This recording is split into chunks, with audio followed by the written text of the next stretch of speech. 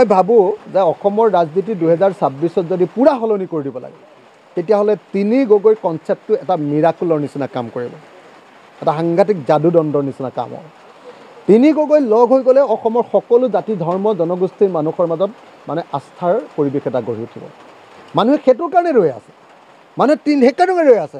যেতিয়াই যোৱাবাৰ আপোনালোকে দেখিছে যে আমি তিনি গগৈ লগ হৈছিলোঁ, লগে লগে মানুহৰ মাজত এটা সাংঘাতিক ধৰণৰ এটা স্পাৰ্কিং আৰম্ভ হৈ গৈছিলে, মানুহৰ মাজত সাংঘাতিক ধৰণৰ উৎসাহ আহি গৈছিলে যে এইবাৰ বিজেপি হাৰিব আৰু এনেকুৱা ধৰণৰ চিন্তা আহি গৈছিলে।